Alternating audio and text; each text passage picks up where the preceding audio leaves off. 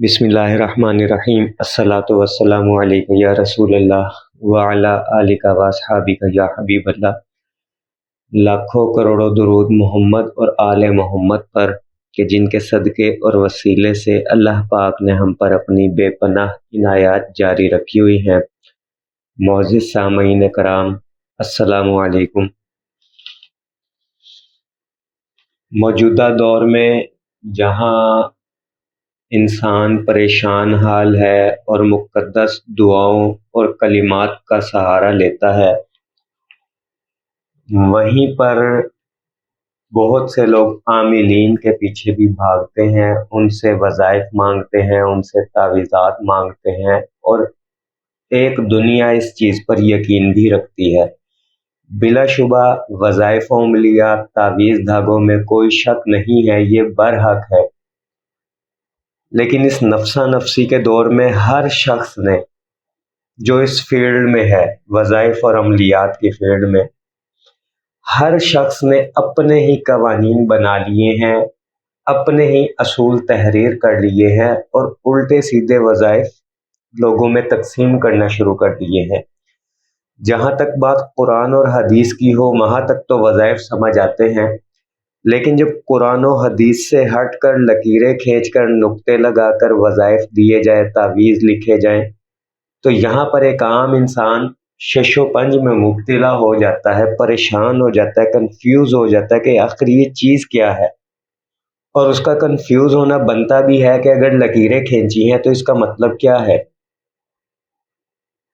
اب معلوم نہیں کہ وہ سیدھا علم ہے یا الٹا علم ہے، الٹا علم سے مراد کالا علم کہہ لے اسے، لیکن استعمال کرنے والے کرتے ہیں، کہہ دیا جاتا ہے کہ جی یہ علم رمل ہے، علم جفر ہے۔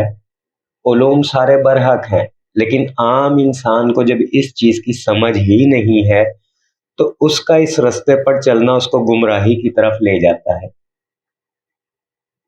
اور بسا اوقات تو ایمان بھی خطرے میں پڑ جاتا ہے۔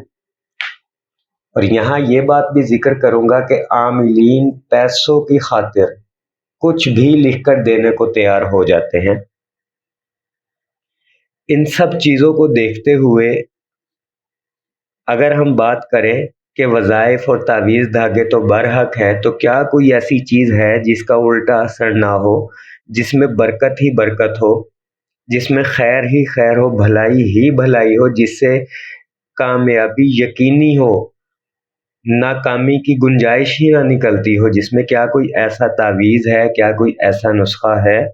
تو بلا شبہ 1400 سال گزرنے کے بعد آج بھی ایک تعویذ برحق ہے جو ہر حال میں اثر کرتا ہے۔ اس کو آپ تعویذ کہہ لیں، اس کو آپ نسخہ کہہ لیں، اس کو آپ دوا کہہ لیں، اس کو آپ دعا کہہ لیں، یا شفا کہہ لیں، اس کو کوئی خیر کا کوئی بھی نام دے دے، اور اس نسخے کا، اس تعویذ کا نام ہے نقش نعلین شریف یا نقش نعلین مبارک۔ میرے عزیزو، ہر دور میں اس کو خاص اہمیت اور اس کو خاص افضلیت دی گئی ہے، یعنی کہ نقش نعلین شریف کو ہر طبقے کے علماء و بزرگان دین نے معتبر مانا ہے۔ مولانا اشرف علی تھانوی رحمۃ اللہ علیہ نے اپنی کتاب زاد السعید اور رسالہ نیل الشفا میں بڑی وضاحت کے ساتھ اس کی فضیلت، اہمیت اور افادیت پر زور دیا ہے۔ دعوت اسلامی کا رسالہ ہے نقش نعلین اور 12 حکایات، اس میں بھی متعدد حکایات کو اجاگر کیا ہے، لوگوں کو بتایا گیا ہے کہ اس کے کیا کیا فوائد ہیں، اس کی کیا کیا برکات ہے۔ چودھری محمد عاشق باٹھ جمالی صاحب نے ایک بے مثل کتاب نقش نعلین مبارک کے موضوع پر لکھی ہے۔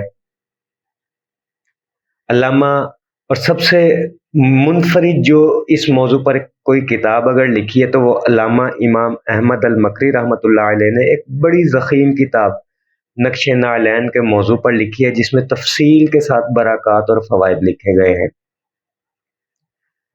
اور اس کو استعمال کیا جائے کس طرح کیا جاتا ہے یہ بھی اس میں وضاحت کے ساتھ لکھا گیا ہے۔ الغرض، ہر دور میں نقش نعلین شریفین کو سر کا تاج بنایا گیا اور اس کی اہمیت، فضیلت، افادیت کو اجاگر کیا گیا۔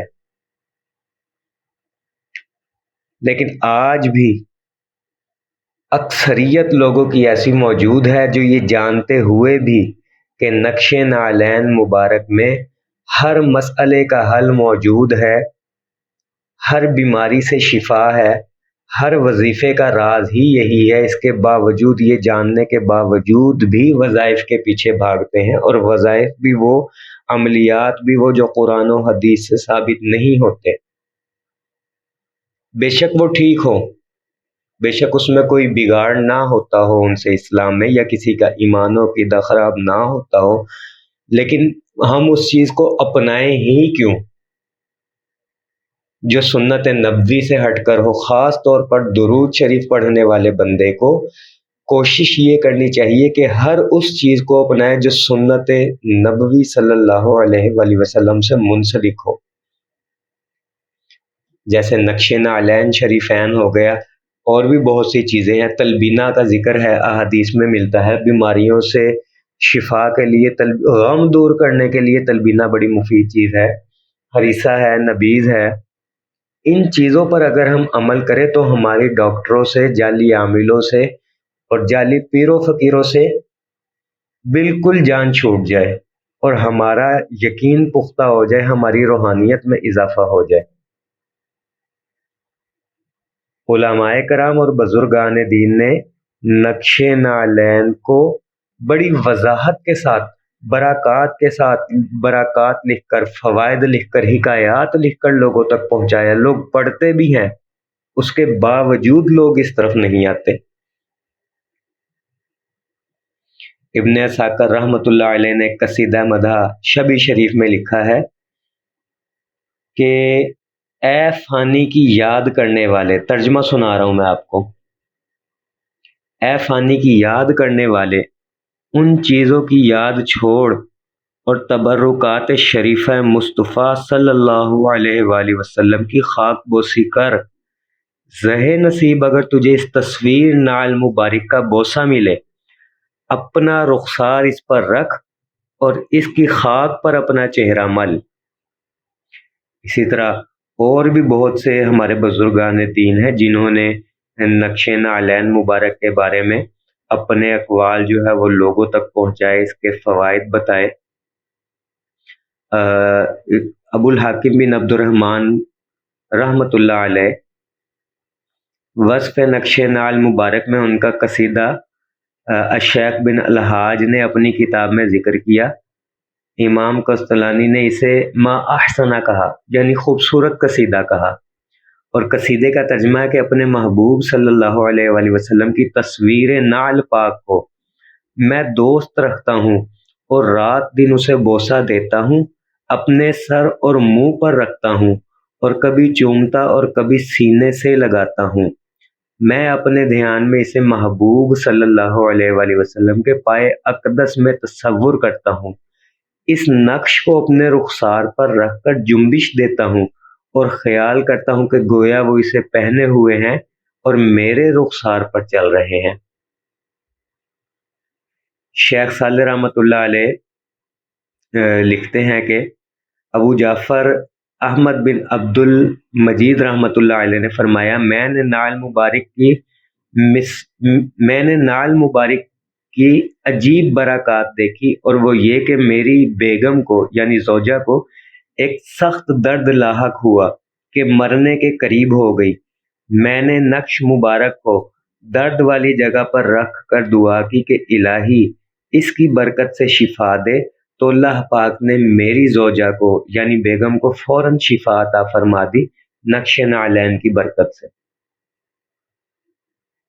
اور امام قسطلانی رحمۃ اللہ علیہ لکھتے ہیں کہ نقش نعل مبارک کی آزمائی ہوئی برکات سے ہے کہ جو شخص بنیت تبرک اس سے اپنے پاس رکھے، ظالموں کے ظلم اور دشمنوں کے غلبہ سے امان پائے، اور وہ نقشہ مبارک ہر شیطان، سرکش اور ہر حاسد کے چشم زخم سے اس کی پناہ ہو جائے۔ اور زن حاملہ یعنی جو پریگننٹ خواتین ہوتی ہیں، شدت درد میں مبتلا ہوتی ہیں، اگر وہ اسے اپنے دائیں ہاتھ میں لے تو بفضل الہی بچے کی ولادت میں آسانی ہوتی ہے۔ یہ فوائد امام قسطلانی رحمۃ اللہ علیہ نے لکھے ہیں۔ میرے عزیزوں، بے شمار فوائد ہیں، ہزارہ کتابیں ہیں نقش نال مبارک کے موضوع پہ۔ تو میری کوشش یہ ہوگی کہ اس کی وضاحت کے ساتھ ساتھ علماء کرام اور بزرگان دین نے جو اس کے فوائد بتائے، اس کے ساتھ ساتھ اس کی حکایات کو بھی آپ کے سامنے رکھوں کہ کن لوگوں نے نقش نال مبارک کو استعمال کیا تعویذ کے طور پر یا دوا کے طور پر، اور انہوں نے کس طرح اس سے فائدہ اٹھایا۔ مجھے قوی امید ہے کہ انشاءاللہ آپ حضرات میں اس کا ذوق شوق اور محبت بڑھے گا، اور آپ دوسرے تعویذ دھاگوں کے بجائے اس کو اہمیت دیں گے، اس کو سب سے پہلے نمبر پر رکھیں گے۔ اور یہ کوئی اتنا مشکل نہیں ہے، آپ گوگل پر دستیاب ہے پرنٹ، آپ وہ پرنٹ نکلوا لیں، اسے گلے میں پہن لیں، اسے بازو پر باندھ لیں، اسے پانی میں گھول کر پی لیں، یا اور بھی بہت سے طریقے ہیں اس کو استعمال کرنے کے۔ یہ ہر گھر کی ضرورت ہے، گھر میں لگوائیں دیواروں پر، گھر میں خیر و برکت ہوگی، پرس میں رکھے پیسوں میں برکت ہوگی، اپنے کپڑوں میں رکھ لے، جیب میں رکھ لے، عزت آبرو جان مال میں حفاظت ہوگی۔ تو انشاءاللہ یہ جو نقش نال مبارک کا یہ جو سلسلہ ہے یہ 4-5 اقساط پر مشتمل ہوگا۔ آنے والی اقساط میں اس کی مزید وضاحت کے ساتھ جو ہے اس کو آپ کے سامنے رکھوں گا، اس کے فوائد، اس کے فضائل، اس کی حکایات، اس کی برکات، اس کی کرامات، اس کے مشاہدات۔ تو کوشش یہ کیجیے گا نقش نال مبارک کے سلسلے کی کوئی بھی ویڈیو آپ سے مس نہ ہو، اس کو سارا سنیں۔